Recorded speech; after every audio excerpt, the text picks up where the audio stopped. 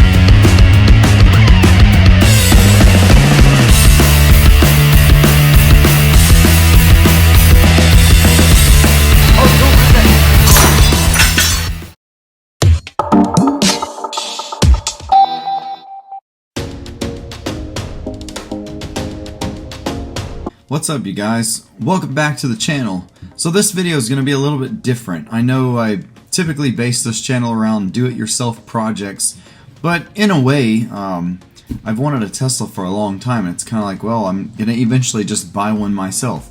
So it can fit, whatever.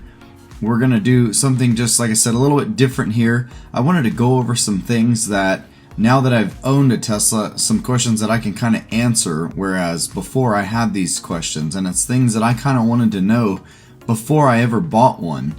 And I knew enough from driving them in the past. You know, I had experience of being able to drive a Tesla fairly regularly for a while. I knew that I loved the acceleration and I love the way that they work, but it's just that, you know, being able to own one, it was a little bit different to finally get my hands on it, and I figured I can explain a little bit and hopefully answer some questions for people that are thinking about buying one and just completely clueless about what it takes to keep it going and the day-to-day driving and things like that. So let's jump right into it. If you guys have enjoyed the video so far, please hit like, and also if you're returning subscribers, there's the Vader build that's going on, and I have taken a couple weeks away just because once I got this car, it led me to revamp my garage in a few ways. We're going to get into it a little bit in this video. I had to run a wire that allowed me to hook up a 220 outlet so I can charge a little bit more conveniently, and after that it kind of led me to clearing out my storage closet, which was, I feel like, kind of the heart of my life's clutter. And what that's going to allow me to do is, once the storage closet is all finished, I'm going to turn it into my paint mixing area, and that's what's going to help me get this Vader painted now that we're pretty close to the point where I need to paint the body. And if you guys have been following those videos, thank you as well. Part 6 is actually in the works right now, so that should be coming shortly after this Tesla video is released. So here we go. We're going to get into it and talk a little bit about how much fun it's been owning this car so far. Alright, so before this I had a 428i and I was really happy with it. I love the car. It was a 2014 and it was in the most spectacular condition I've ever seen a used BMW in when I got it, and I kept it that way, which was great. So the trade-in on it was still pretty good, and the only downside was that I was hitting close to 150,000 miles. And I've replaced the turbocharger in it, so I know that was doing pretty good since I replaced it. And I was like, you know, with as much as I travel now for my piano bar shows, it's more frequent than it used to be. And I said, maybe it's time to really think about getting something newer. And I found this Tesla. It was at a Nissan dealership, and it was turned in with 10,000 miles, and it was about a year old, to 2022. And the price was pretty much right on it, and we worked it out where, you know, I felt like I could handle it. So I said, why not? You know, I've been kind of following Tesla since probably 2012 or so, when they just had the Roadster. And I don't think a lot of people really knew what Tesla was. You know, I just said, that's pretty cool. This company's making electric cars that actually get out and run on the roads. But of course, they were really expensive. So little by little I watched, and as the Model S came out, I got a little bit more excited, and I said, well, they're still up there in price. But one day in my own town, I actually saw a group of guys that had gotten together. There were 5 Model S's, I think, and 1 Roadster.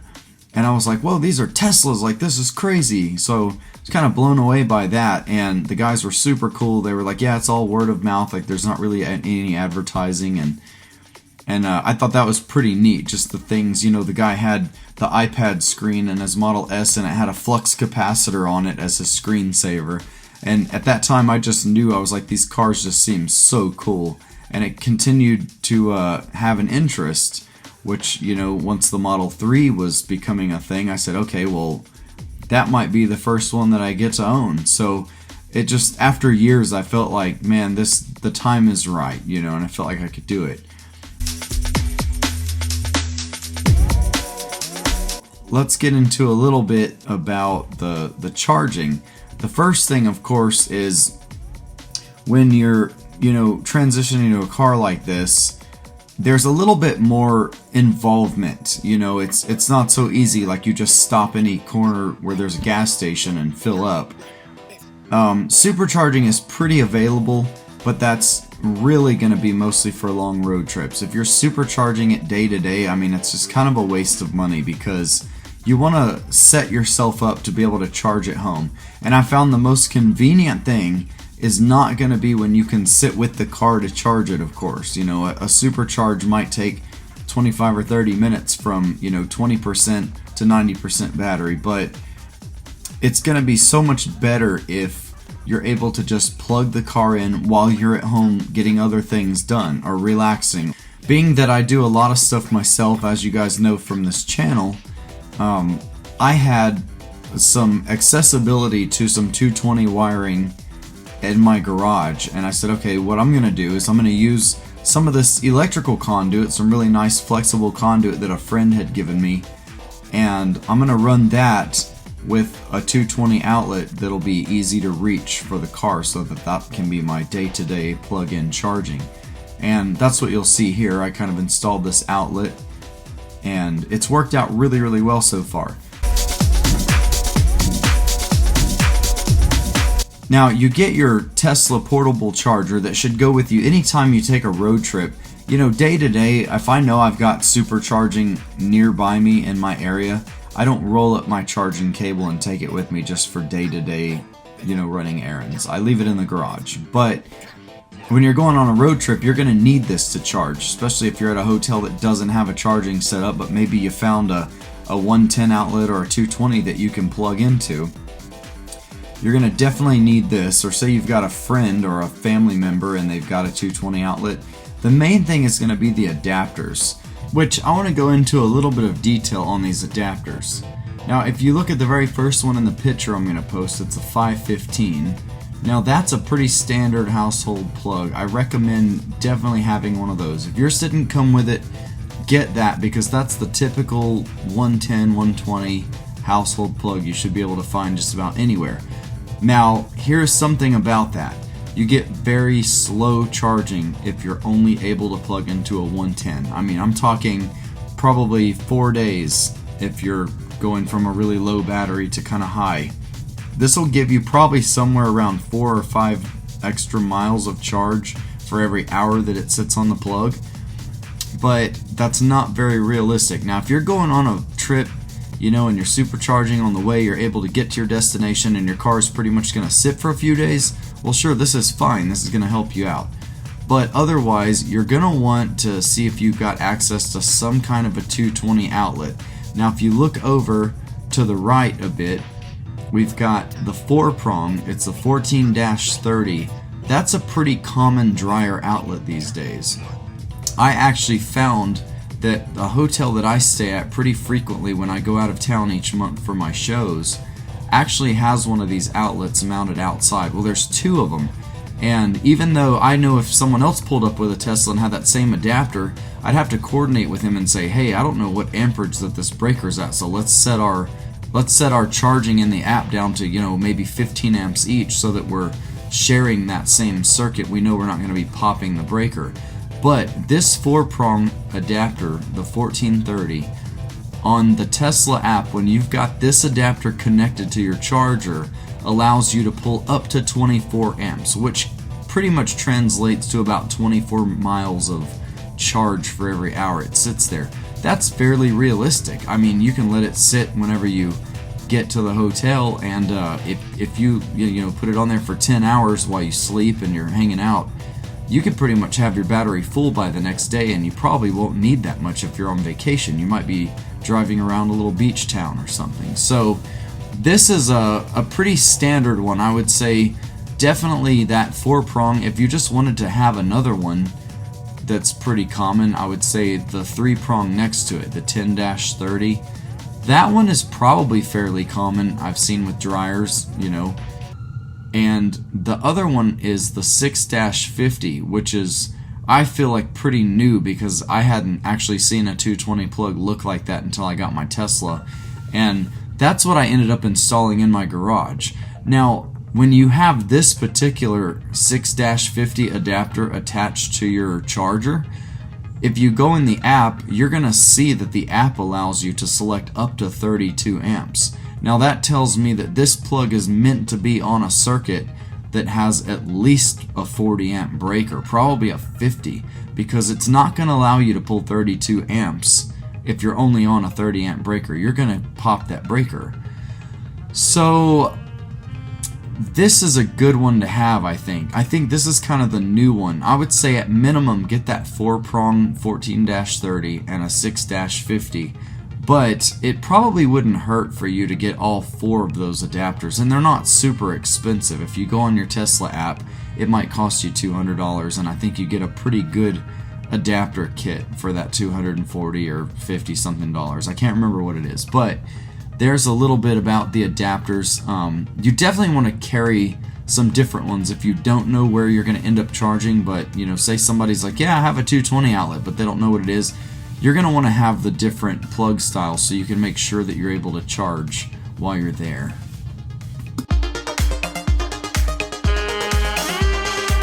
Now, mine came with this 3-prong 220 adapter that has the straight flat prongs. They're not at the V angle like some of your dryer plugs are. I think with this one, it's a little bit of a higher amperage type of plug. And I want to say that your Tesla charger is going to know which adapter that you have plugged in. So if you have this 3-prong, the 2 straights, if you have this 3-prong adapter plugged into your charger, it knows that you can do up to 32 amps with that one. If you plug in this 4-prong style adapter, which I use at one of the hotels that I stay at pretty frequently, this one limits you to 24 amps. And I want to say that, with breakers, that's kind of if you understand a little bit with electricity, I don't think it's ever a good idea to max out the breaker. So, your charger is actually going to allow you to adjust it whenever you go into your Tesla app. And this is one of the big questions that I had before owning it. I said, well, if the charger can draw a max of 32 amps, does that just mean it's always going to try to pull 32 amps, or how does that work?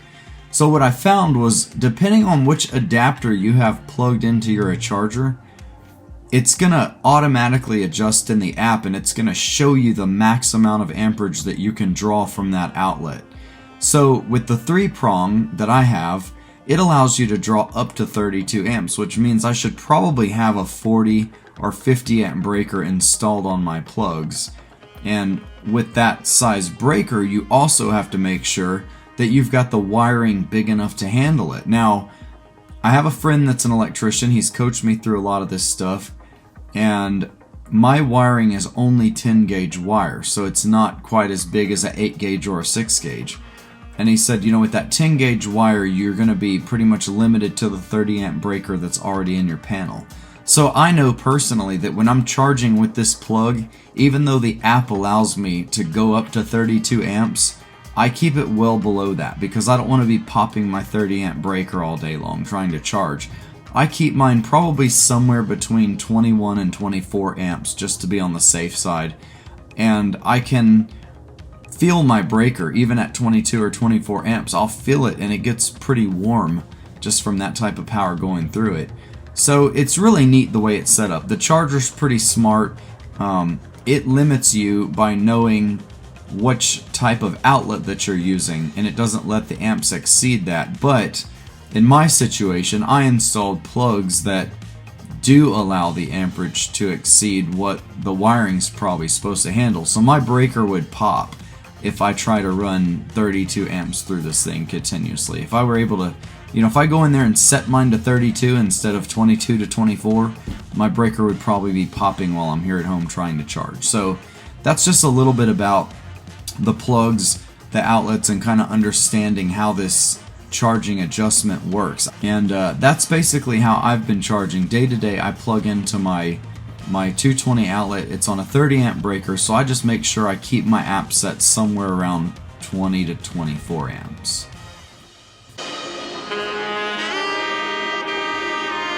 Now these Tesla wall chargers, they're pretty straightforward. This is pretty much what you could have installed at your house, and I want to say this one probably is going to require a 60 amp breaker.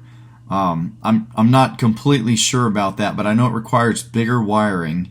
And when I go to a hotel, this is kind of what you're pretty much going to see. If a hotel has a charging setup, they usually have these, maybe, one or two of them. And every time that I use one, I want to say it's usually giving me about 36 to 39 miles for every hour of charge.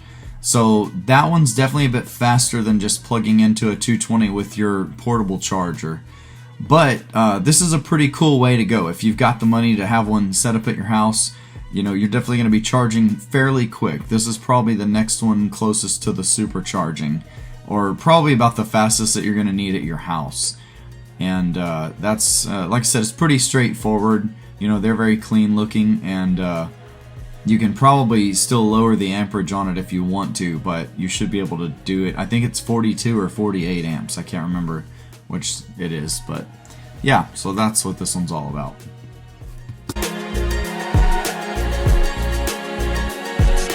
So I'm elaborating a little bit on the different types of charging. Now, the one that most people I think are curious about is the supercharging, because they want to know, if I'm taking a road trip, how long is it going to take if I got to stop and charge the car?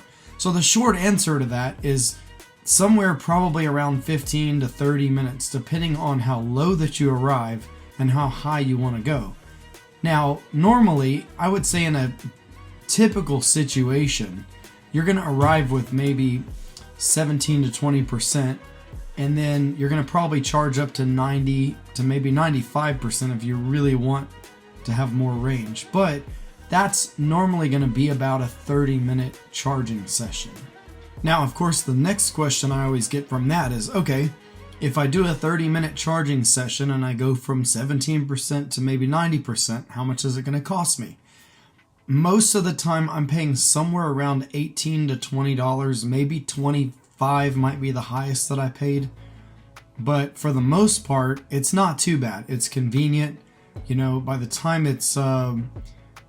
I go to the restroom and maybe grab some food and all that good stuff, it's already halfway done, and then you can come back out and watch Netflix or whatever. So this is actually, I enjoy it. I don't mind stopping to do the supercharge.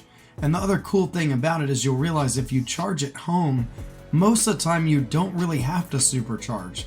I actually have a supercharging station 10 minutes from my house, and I've only used it once in the couple months I've owned the Tesla.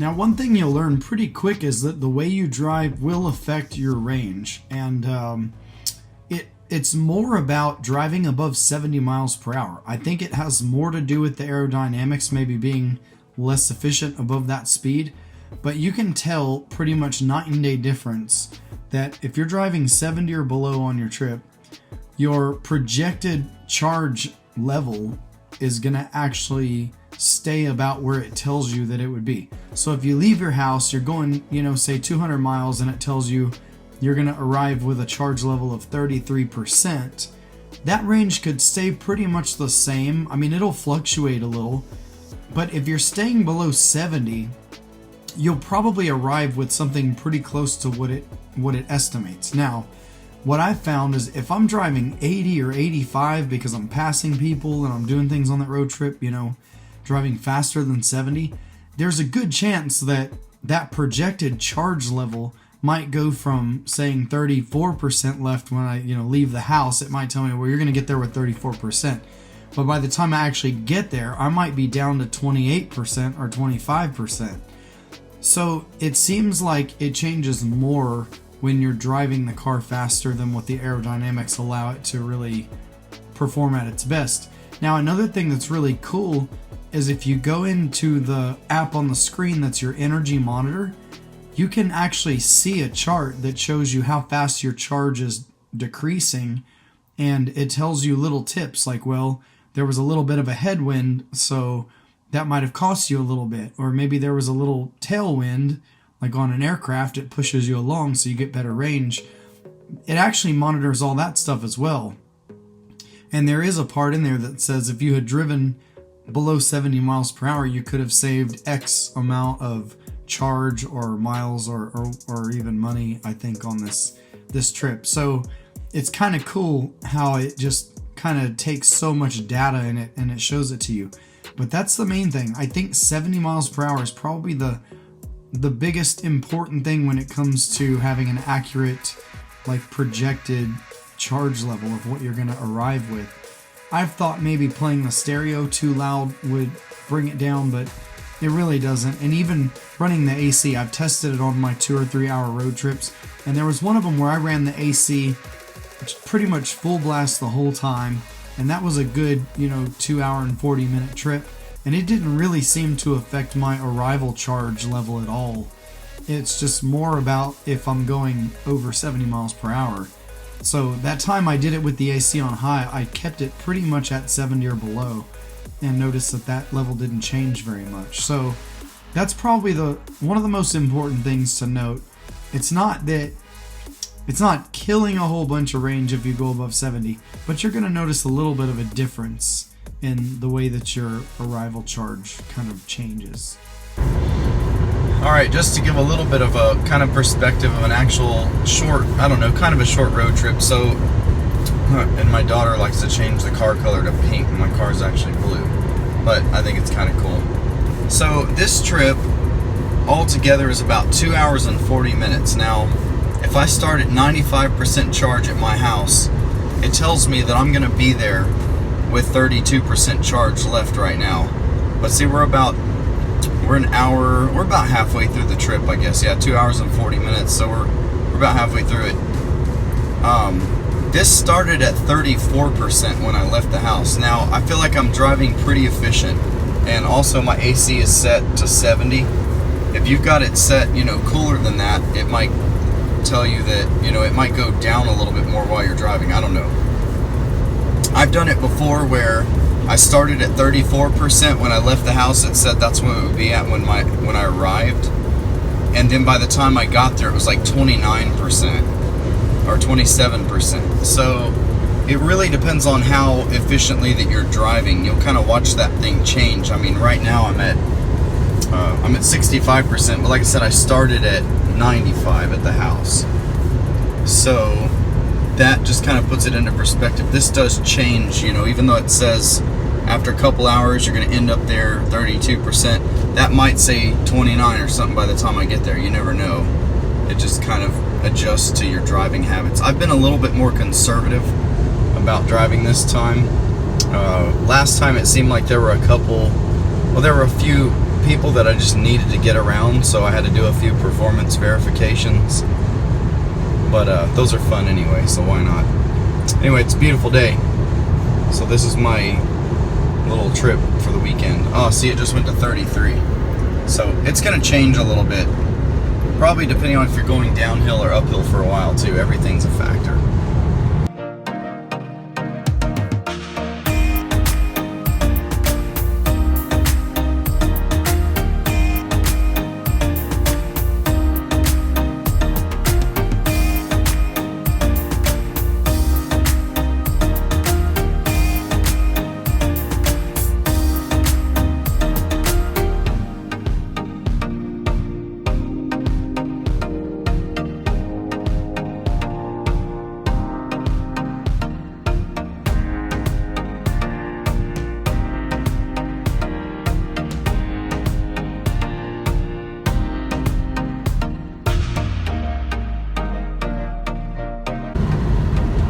man, it is gorgeous out here today. My gosh.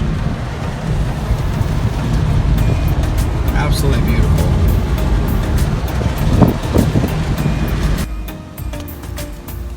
So this is a hotel I stay at pretty frequently. They've got this little, I don't know, it looks like a stage area. It's kind of cool.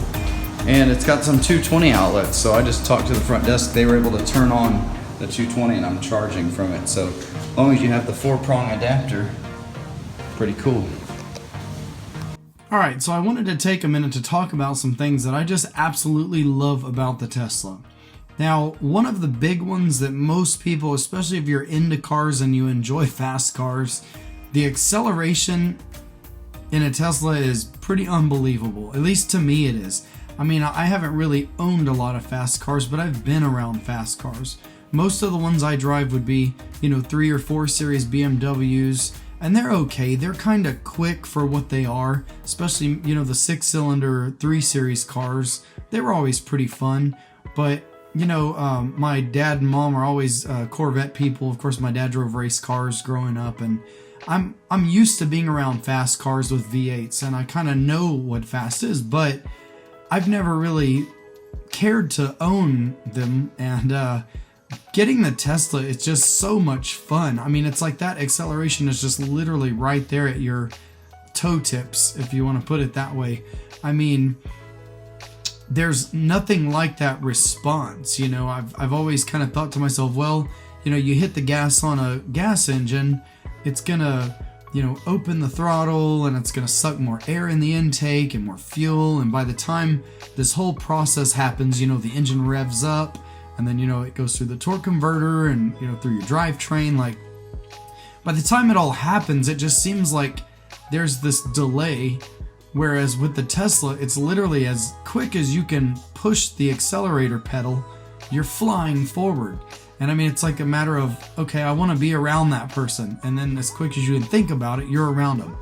And that to me has just been a lot of fun. It literally feels to me like a spaceship technology. Like if you hear stories of a UFO that sits there in the sky and then all of a sudden it goes shoo, and it's gone. Like, that's what it feels like to drive it. I want to say this is, it's the long range model. So I'm thinking, I want to say I've read that it's about 4.30 to 60, something like that. So I could be wrong, but it's fast. It's fast enough for me. It's great fun for a daily driving car. And I've never had so much fun being in a car as I have in the Tesla. Now, one of the other things that I absolutely love is being a musician myself, the stereo system. Everything I play through this stereo system just sounds incredible. And I don't feel like I have to go in and adjust the EQ for different styles of music that I listen to. It's pretty much like everything I listen to, whether it's some good like melodic metal here and there, or some classic rock, or even some hip-hop that's got a lot of bass and a lot of, the 808 type drops in it. This stereo system just sounds amazing, especially for being factory. And I mean, I've had aftermarket stereos where I put subs in and all that, and even though they would pound really loud, just the overall clarity of this stereo with the bass that you get out of it is amazing. So that's another key feature that I really love about the Tesla. And of course there are many more, but those are two of my really big ones. Music is a big deal to me, and of course the performance. It's just amazing. Now, another thing with that is part of the reason I got the Tesla was because I really liked all the modernized features and the way that they really use technology. I liked that back when I was actually dating someone that ended up buying a Tesla while we were together, hers was a lot of fun, and I came to realize all the things that were just not something you were used to in a typical car, like having it where your phone was connected, so you walk up, you basically get in the car without having to unlock anything because it knows your phone is there. Things like that. Being able to go on the app and view the 360 cameras, the Sentry mode to me was like a great security thing. I thought that was amazing. The fact that you can, you get motion detections, and then the car will actually record if people are near the car messing around it. Like, there's just so many things that are integrated into it that make it far beyond what I was used to with normal cars, and I think that's just amazing. Of course, the autopilot stuff like that is pretty cool. I don't really use the autopilot stuff too much. Mine isn't enhanced autopilot, but it has the feature where you can get it to hold the lane and basically just, it's like a glorified cruise control. It'll actually stop if there's a vehicle in front of you, and that's pretty cool. You can set the car links to when it starts to slow down as far as like somebody ahead. So if you want it to ride closer, you can set it to 2 or 3 car lengths. If you want it to start slowing down earlier, I set it to about 6 car lengths unless I'm driving in slow traffic in town, because I'd rather it start slowing down a little earlier. But in town, you're gonna have to go and change it, because it'll literally stop when the red light has everybody stopped. It'll stop behind the other vehicles, and then when that vehicle takes off, it'll take off as well. But you don't want to have it set at 5 or 6 car lengths, because it's going to wait longer to go. Now, with all that being said, keep in mind the normal autopilot does not accelerate or stop really for red and green lights. It does know on the computer, it tells you if you have a red or a green light, and if you're sitting at a red, it'll ding when it changes to green. But the autopilot doesn't really respond to traffic lights as far as your stop and go, at least from what I've seen so far. Now, there is still a little bit of playing around that I need to do with it, but there's just so many cool features with these cars. I mean, just more than I can really think of to talk about right now. I just think it's great. So those are some of the things that I really enjoy. Such a beautiful night for a drive. It is gorgeous outside.